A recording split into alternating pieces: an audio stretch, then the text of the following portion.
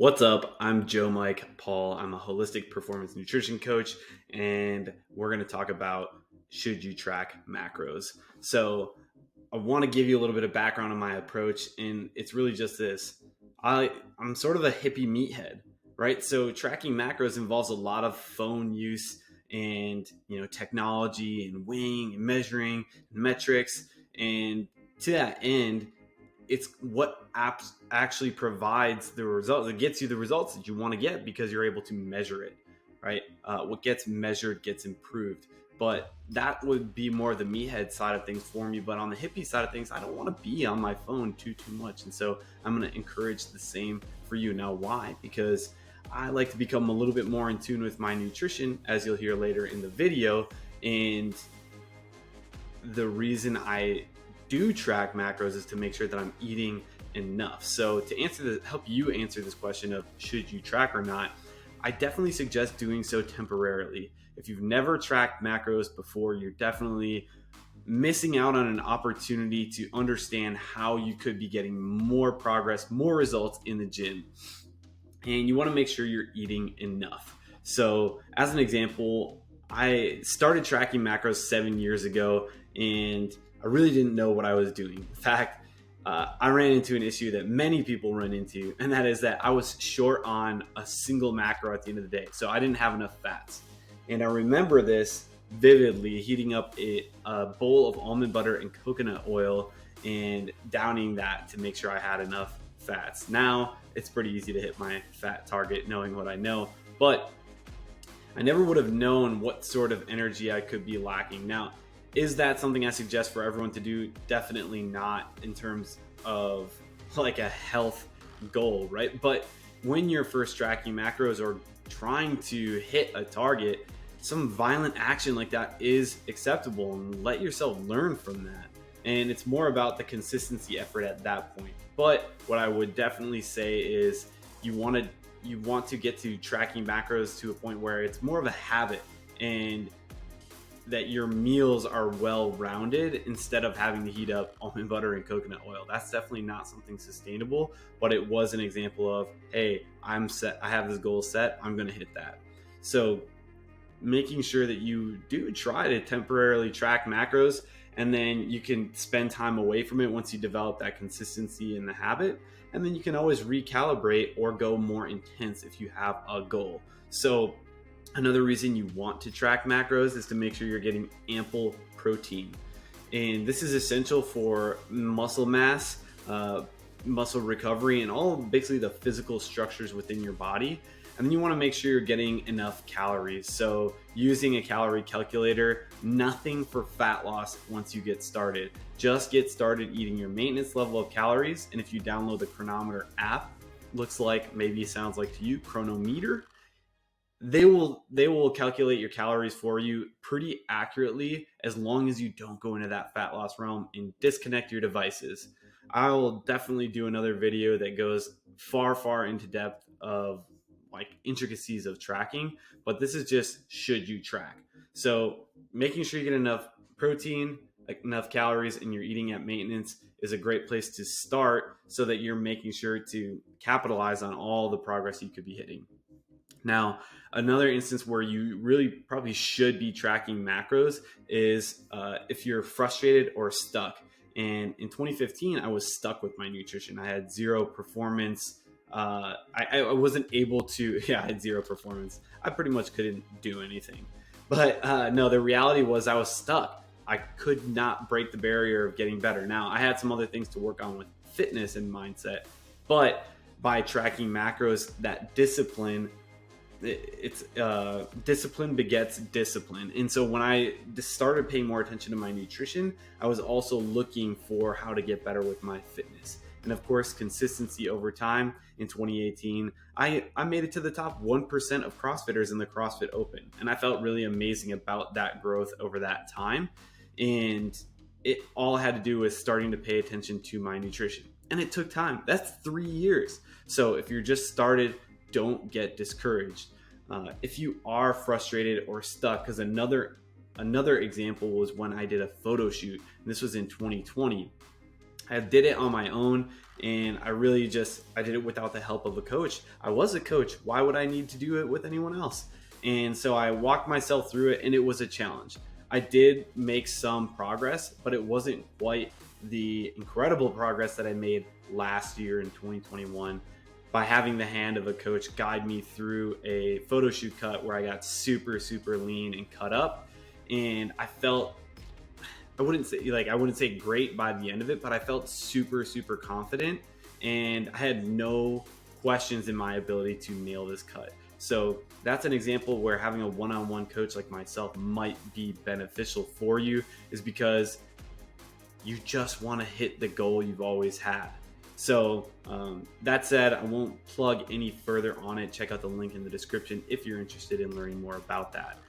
Now I'm going to take you over to some of the adjustments that I'm making in my diet at this time, because I was getting a little bit bored. And that said, when you get to this point of nutrition that you feel confident that you can handle your nutrition consistently, you can work through some flexibility and changing things up. So I just got done eating my lunch, which was partly delicious and partly disgusting. So it's actually kind of a funny story. My wife got these, she went to the store and she got these green beans, right? Allie got green beans, and we usually get a certain kind, and she brought home some other variety of them. She's like, yeah, whatever, it's still green beans. And she tried them and said they were horrible. And I was like, all right, like, you're just pickier than I am. And I had them with my lunch today. So the total lunch was pork, rice, sauerkraut, liquid aminos, and I had an orange as well. And I also like these sparkling frost drinks that you get from Costco. Super good. A little bit of caffeine, a lot of flavor, no added sugars or calories or anything like that. So love that. Back to the green beans. So I got them mixed in there. I'm like, I'm even prepared. Like, I have these strong flavors. I had a little bit of mustard to it because mustard is great with pork, and I had a mustard seasoning on the pork, so I added some like additional, actual like Dijon mustard and spicy brown. And so had it, and I'm like, man, this is awful. They were so bad. It tasted what like I imagine like a hose that has grass stuck in it tastes like this very like earthy, grassy flavor that's just doesn't finish. And like all the other flavors that I had in there were so strong, but those green beans were disgusting. So another reason I share that story is because I'm always encouraging my clients to experiment.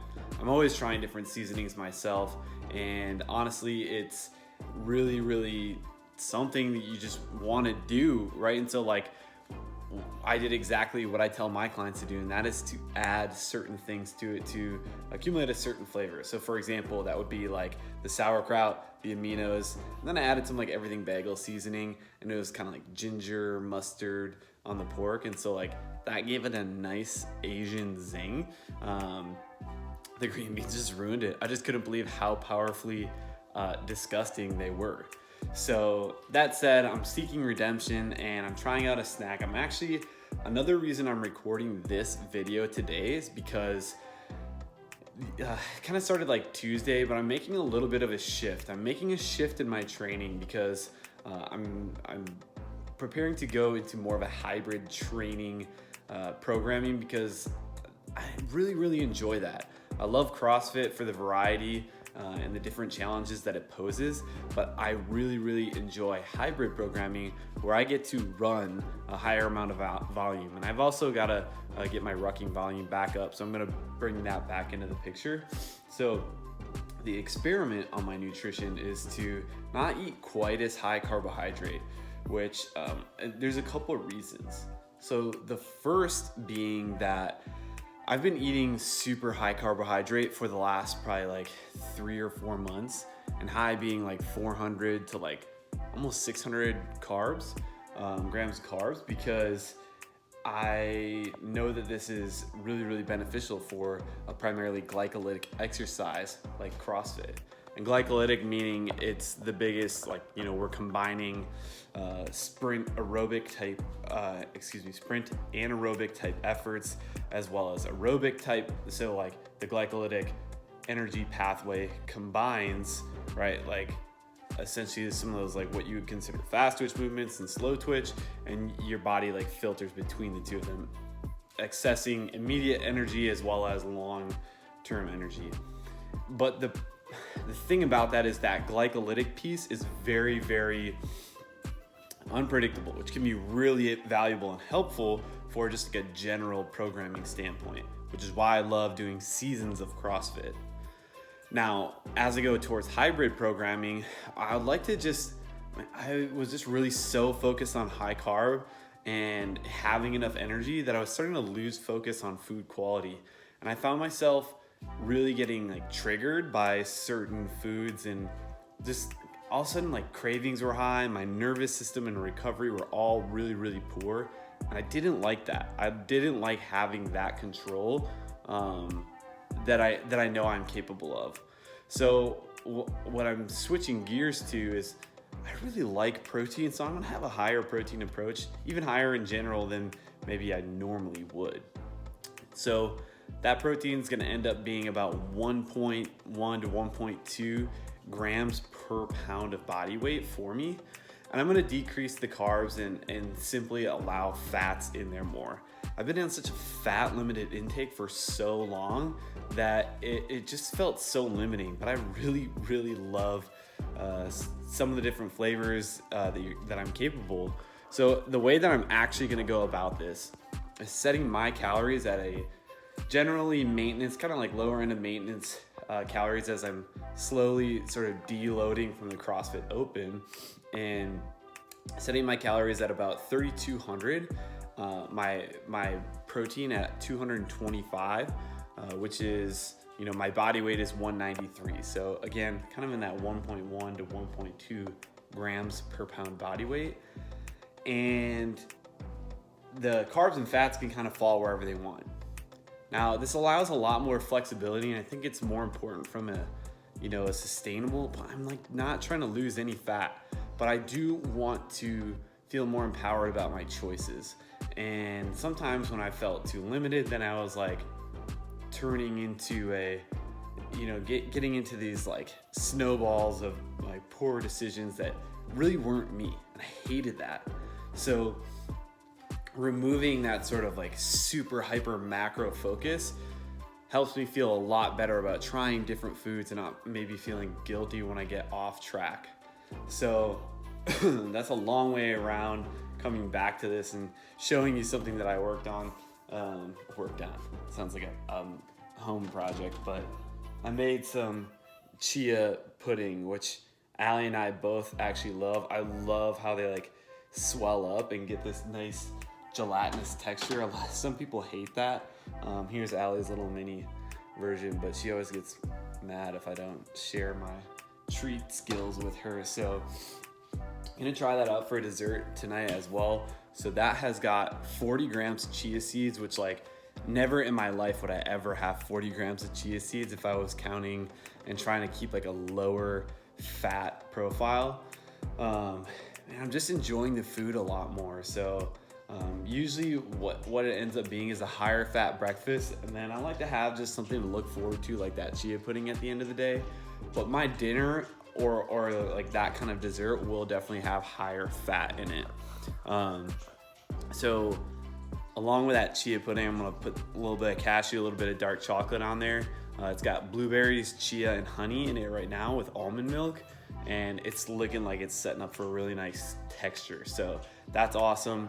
And then one thing that I've really been enjoying over the last couple of days as well is I'm having half a dozen eggs in the morning.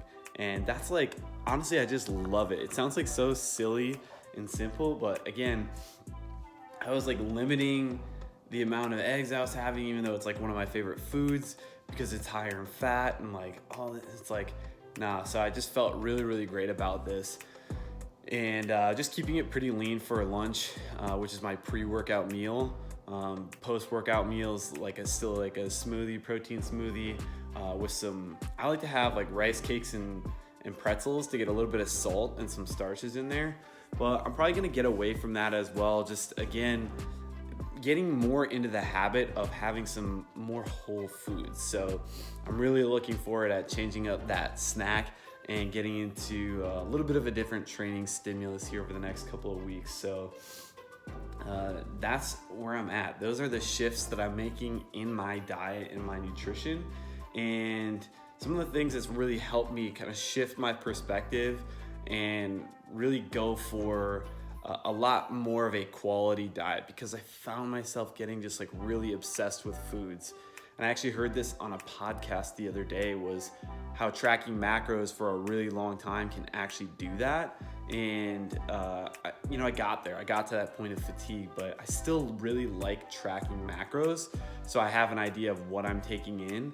And lastly, and additionally, one of the other things that I'm doing too is I'm actually just getting a little bit more carbohydrate in today and tomorrow before the last open workout of 2022.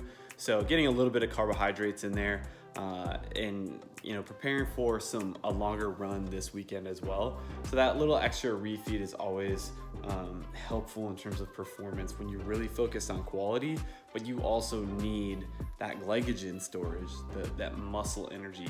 So hopefully this was helpful for you to get an understanding of what changes might help in your diet, and how macros can be really, really beneficial, but ultimately it has to be something that serves you. And that at the end of this, the goal with this is to really fall back in love with my diet and get back to training in a way that I truly, truly love, which is running long distances and lifting some heavy shit. All right, getting ready for I'm looking at my hair here because it's 80s day at the gym for CrossFit 22.3 CrossFit Open. It's backwards like I always show on my selfie videos, but double unders and thrusters. I'm that unicorn that actually enjoys doing that combo.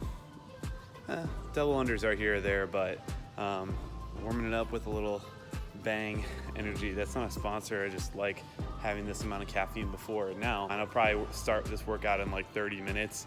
It'll be fine, but one thing I did beforehand is, because there's 367 milligrams of caffeine in this Bang, which is probably enough for me on a daily basis, but definitely before the workout is I had regular coffee in the morning and then did decaf later in the morning, which normally I would have two regular coffees throughout the day, throughout the morning, before noon. But special occasion, and just enjoying this last workout. And this is really good. It's Wild and Watermelon. Big watermelon pre-workout fan. So it's a go, getting caffeinated, time to go warm up. Go for it.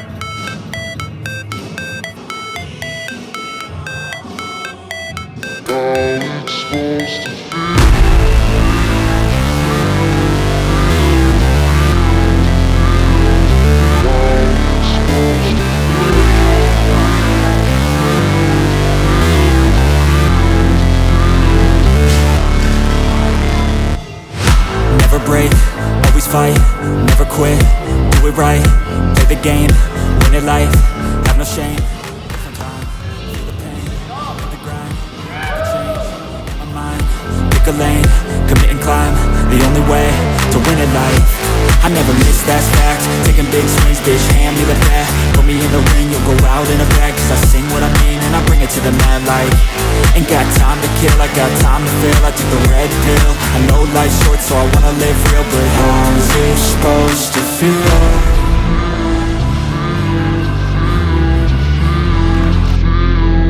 How's it supposed to feel?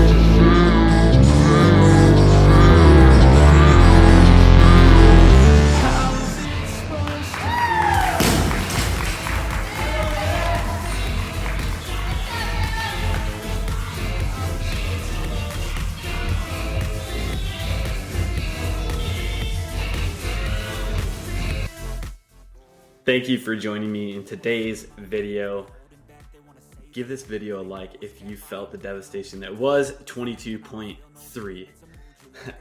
In all seriousness, I was super happy, super excited to have a workout I feel like I could crush compared to the first 2 weeks where I was definitely walking out of the gym bent over double because my back was so sore.